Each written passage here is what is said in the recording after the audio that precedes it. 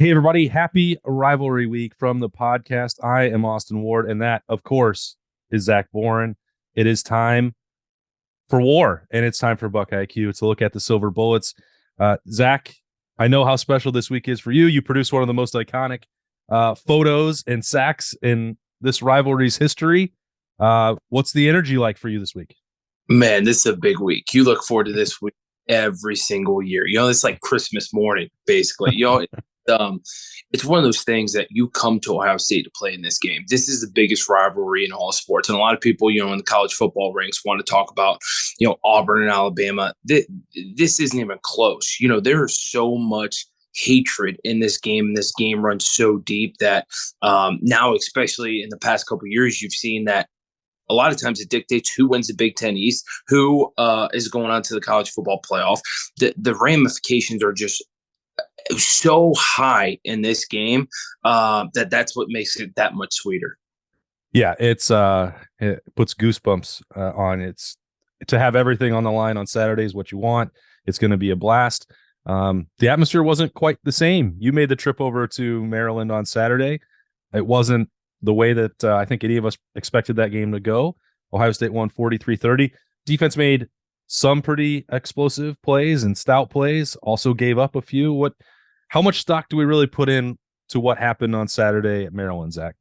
It's harder to go on the road and play in a game like that, especially at Maryland, knowing that is what's happening this week with the game compared to the flip side. If you're playing in the game and then the following week you're going on the road to Maryland, it's a lot harder knowing that game's in your future. And so, it's a lot of everyone will probably tell you that those guys weren't looking forward to this week, but they were. I guarantee you there were some coaching periods where they were talking about the team up north and not so much on Maryland. The one thing that I put some stock in from Saturday, which frustrates me a little bit, is just the way the quarterback was able to use his legs, make plays, and throw the ball down the field. There were way too many balls thrown down the field that were completed by Maryland where that needs to get cleaned up, because J.J. McCarthy is a versatile quarterback, can use his feet, can make throws down the field. There's certain things that he can do that, especially after watching last week's film against Maryland,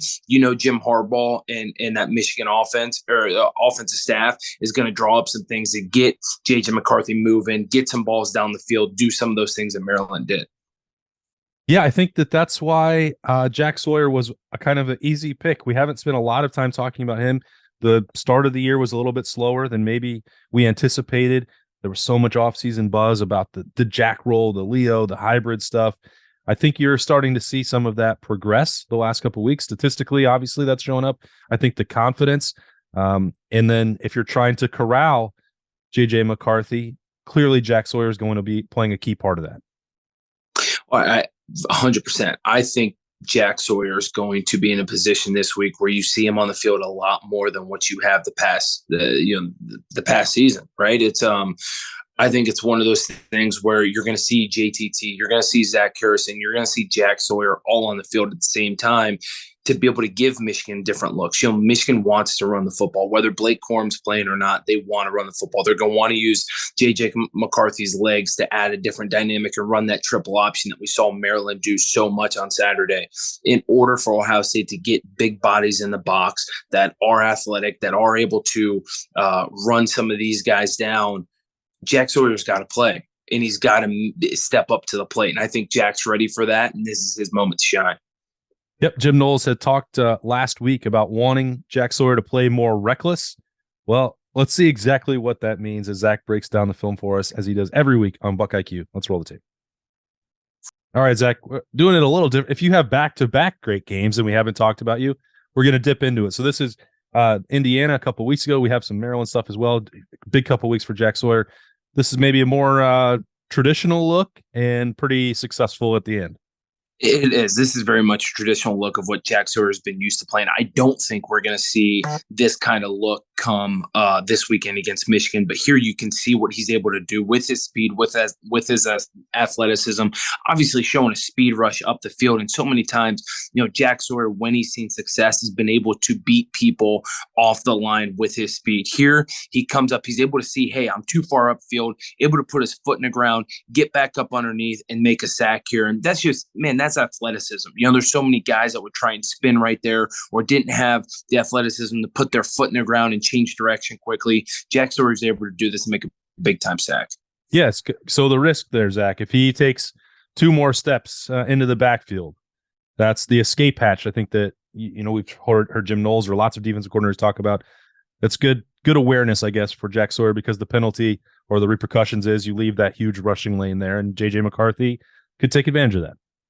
100%. And I think you saw against Maryland this past weekend, and what you'll see against Michigan is J.J. McCarthy and Tia last weekend took that. They took this path and they ran and they saw that opening. So here, Jack Sawyer being able to see that, come back underneath and be able to make a sack right here. And even if the quarterback would have seen this earlier and took off, Jack Sawyer is athletic enough to run him down. So this is great reading here, reacting to what he's seeing in front of him. And even though a lot of people think, hey, a pass rush is just whatever the defensive end wants to do, he's still reading stuff on the fly. He's still seeing what the offensive lineman's giving him and kind of what he's seeing in front of him, using his eyes to dictate what pass move that he's going to use on that guy. So there, Jack Sawyer is just doing exactly what he needed to do in that situation. Yep. Same thing here. A little bit of a game on the edge. And I don't know, is Jim Knowles and Larry Johnson doing more of this than years past, you think, Zach, or just use it in the right moment?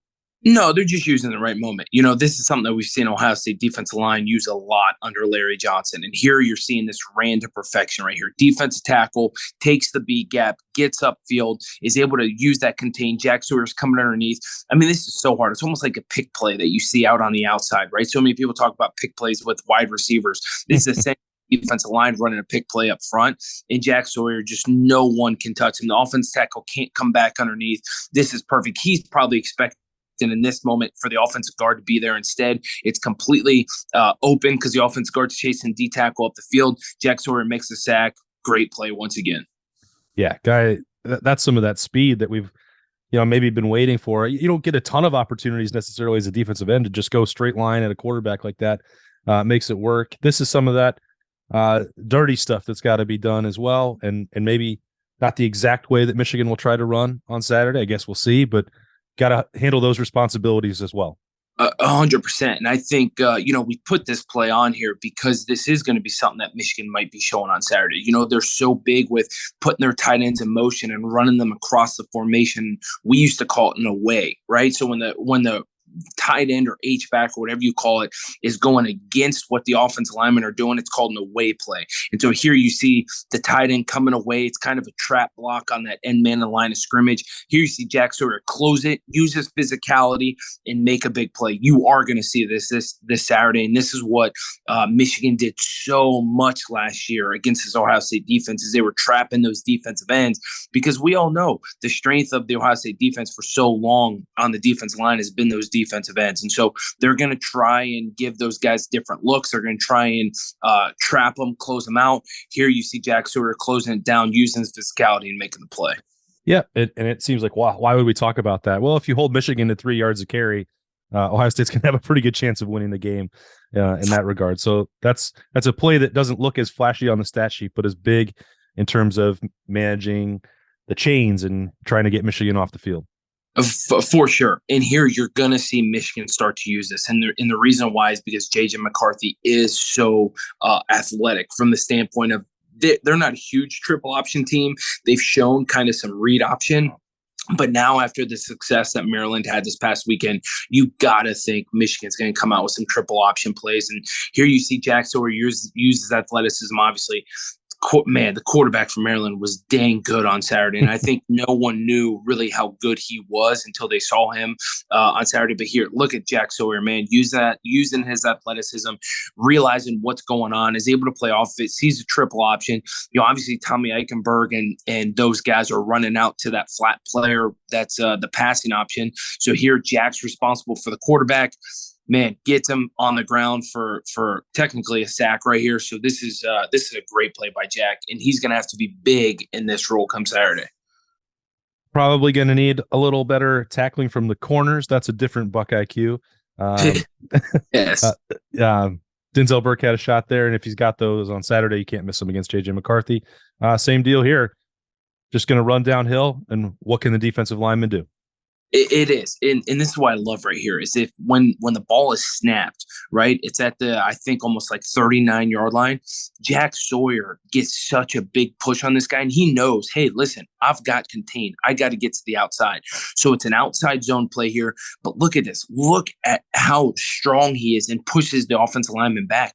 There's nothing that this running back can do. He obviously can't bounce it here because he'd be bouncing it back another 5 yards. Instead, Jack Sawyer continues to get push on the offensive lineman. As soon as he sees the running back commit to a certain lane, he gets off, sheds the block, and bam, makes the tackle. I mean, you could not play that any better by Jack Sawyer right there. That's a phenomenal play by defensive end. Yeah, I think that's one key way, especially with Larry Johnson. You got to make sure that you can stop the run if you're going to be on the field. Another example of that. Again, it's not the sexiest play. I think, in fact, they actually threw a holding flag on this one because about 5 different silver bullets were held. But, pursuing down the line of scrimmage, it's not always about just getting into the backfield. No doubt. And you can see the line of scrimmage line right there from the TV angle. And look at how many Buckeyes are still flying down the line. Obviously, Steel Chambers there, man, could have made the tackle, but didn't. Obviously, there's just bodies flying everywhere. But you see the Buckeyes rolling down the line of scrimmage and playing on the line of scrimmage. This isn't, 3 yards behind the ball. This isn't, on their side of the ball. This isn't, for a 10-yard gain. These are guys running down the line of scrimmage, making this play for a 1 or 2 yard gain. And hell, it even could have been a TFL there, but instead the Buckeyes are swarming, playing like silver bullets, and it's a 1.5 yard gain by the running back. All right, it's no secret what happened to the silver bullets in the Big House last year and why we're talking about some run stops and keeping contain on a quarterback. Jack Sawyer going to play a big part of that. Zach Boren is going to be watching it anxiously and closely, and so we can have a Buckeye Q next week and maybe have a very, different style than we had to after the game last year. What do you think about that, Zach? 100%. Let's hope, man. I'm pumped up this weekend. I'm not letting my juices get too high just yet. It's okay. Still earlier in the week, but man, come maybe tonight or Thursday or Friday this week, man, I'm going to freaking be juiced up, ready to go. I cannot wait. This is a revenge game, and a coach on the Ohio State staff, won't name it who, but he said motivation is a dangerous thing. So guess what? A lot of motivation coming from this team after last year's defeat. Motivation's a dangerous thing, my man, and this defense can be ready to play. All right, I'm motivated to cover it. I can't wait. Saturday, noon. It's the game. He's Zach Boren. I'm Austin Ward. Thanks for joining us for Buckeye Q. See you next time.